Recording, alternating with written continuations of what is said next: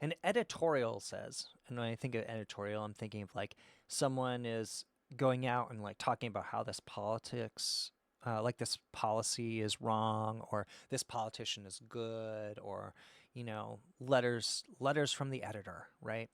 Clearly, oh God, clearly.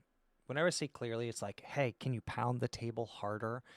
Um, Tends to be a conclusion indicator, but because it's like they're trying to shove it down your throat, and I'm like, no, dude, stop. So clearly, during the past 2 years, the unemployment situation in our city has been improving. What evidence do you have for that editorial? We have no evidence so far in the record. Studies show that the number of unemployed people who are actively looking for jobs has steadily decreased during that period. That could be evidence of unemployment going up, or it could also be, or unemployment, like, improving. It could also be evidence that people are stopping.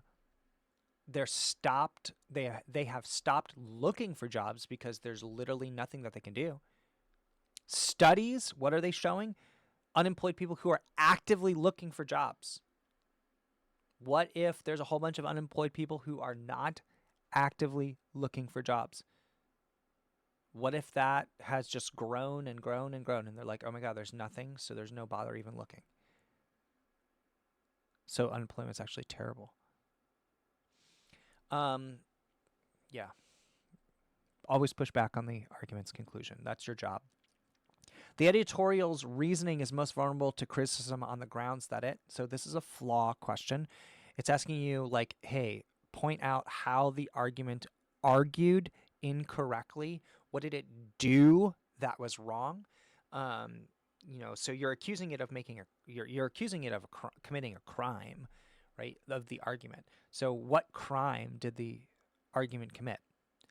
Well, it failed to consider the people that are not actively looking for jobs. A, presumes without providing justification. So that means that it did something without like reason, without support. That the government, did we talk about the government? Is at least partly responsible? No, they didn't blame anyone. So A is out. We're not blaming anyone.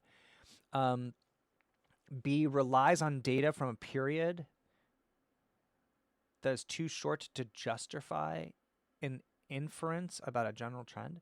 2 years seems good. I mean, I don't like, we could say, hey, 6 months things are improving. Over a month things are improving. I don't know. 2 years seems like a decent amount of time. So I don't think it's a area. I don't. So that's not the problem that I predicted, and I also don't think that that's a problem. So C, fails to take into account the possibility that many unemployed workers who still desire jobs may have stopped looking for jobs. Chef's kiss, exactly what I predicted. People stopped looking. The study was too specific. D, fails to take into account that the sort of government efforts that reduce unemployment may not be effective. I don't care about high paying or government. Like, sure. Did it fail to take this into account? Absolutely it did. But that's not the problem. The problem is that it studied people who are actively looking and was like, oh, unemployment's great. E, ignores other economic indicators. Did it do that? Potentially, yeah.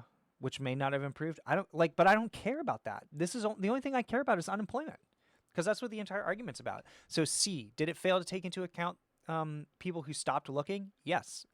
That was my prediction. That's the answer.